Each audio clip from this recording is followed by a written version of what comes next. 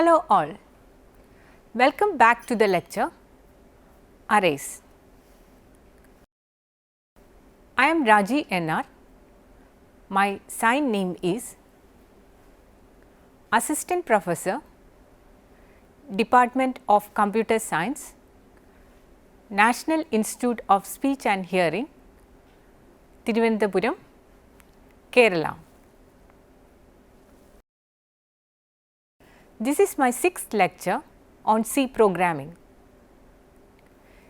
In the last session, we learnt about different looping statements. Today, we are going to learn about arrays. Hope you remember the concepts of data type. Data type can be classified as two: primitive or basic data type and derived data type. Int, float, double, etc. are examples of basic data type. They are known as primitive data types. Now, let us see what a derived data type is. Derived data type is an aggregation of basic data type. One such data type is array. Let us see more details about array. Array is a collection of variables of same data type stored at contiguous memory locations. Consider this declaration. This is a collection of 3 variables of integer data types. The variables are a of 0, a of 1, a of 2. The important point is all the variables are of same type, integer.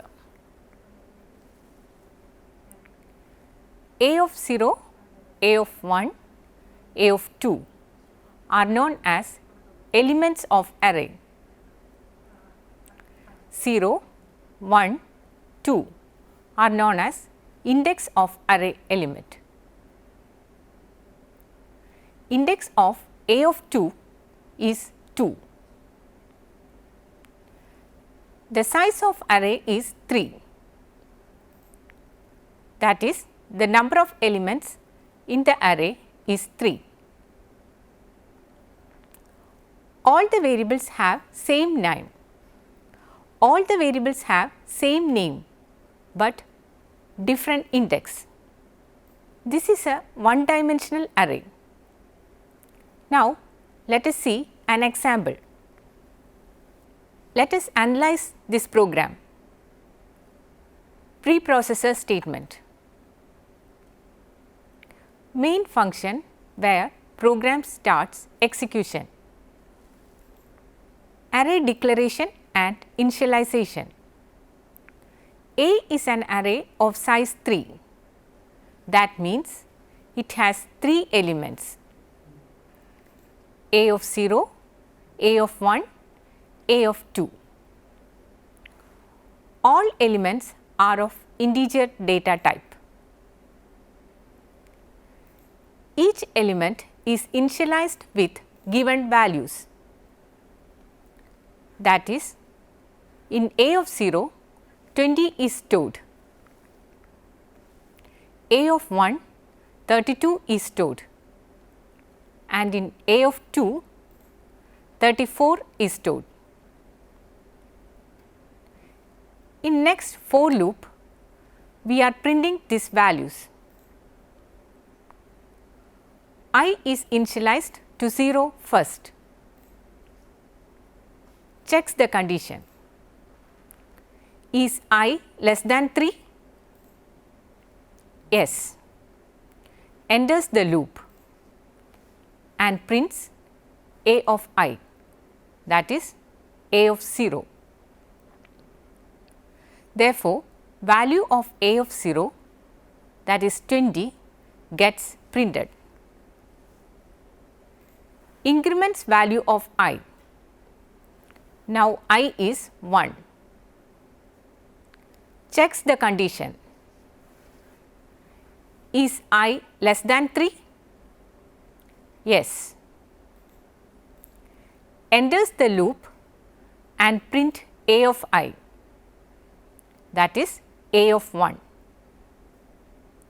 Therefore, 32 gets printed. Increments value of I. Now, I is 2. Checks the condition. Is I less than 3? Yes. Enters the loop and print A of I, that is A of 2. Therefore, 34 gets printed. Increments value of I.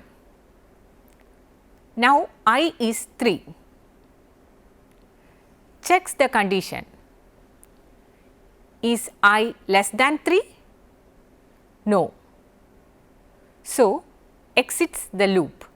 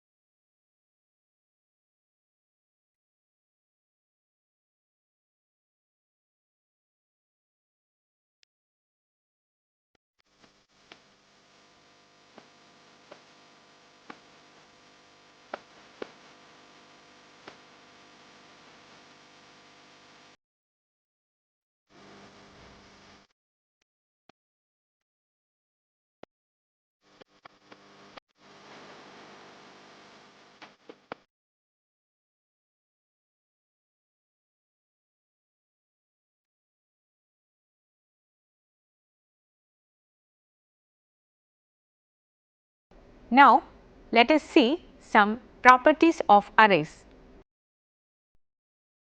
Each element of an array is of same data type and carries the same size. For an integer array, it is 2 bytes or 4 bytes for each element. Elements of the array are stored in contiguous memory locations. Elements of the array can be randomly accessed. Some advantages of using array are code optimization, that is less code to access the data, ease of traversing. By using the for loop, we can retrieve the elements of an array easily. Ease of sorting. To sort the elements of the array, we need a few lines of code only. Random access. We can access any element randomly using the array. What we have seen is one dimensional array. Now, let us see two dimensional array. The two dimensional array can be defined as an array of arrays. It has rows and columns. Consider this declaration: int x 3 4. Here x is a two-dimensional array. This array can hold 12 elements. This array has 3 rows and each row has 4 columns. All the elements are of integer data type.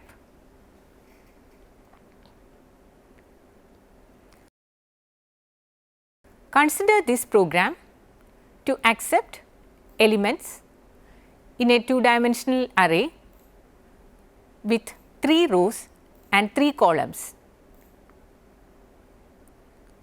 Let us see how this program works.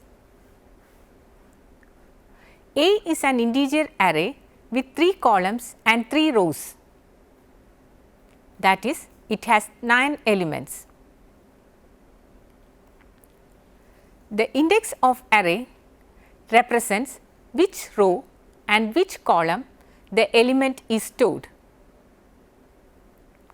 For example, A21 says element is in second row and first column. To input elements in this array, we use 2 for loops. Let I is equal to 0. It enters first loop. Now, next loop where j is equal to 0, that is A of I j now means A of 0 0, that is first row, first column. Enters the second j loop. As j value increments, the element in first row gets filled. The I increments, that is second row. Again second loop starts and fills the second row. Then I increments, that is third row. Again second loop starts and fills the third row. The same method is used to print this array also. Hope you got the concepts behind 1-dimensional and 2-dimensional arrays. With that, we came to an end to this lecture. Thank you.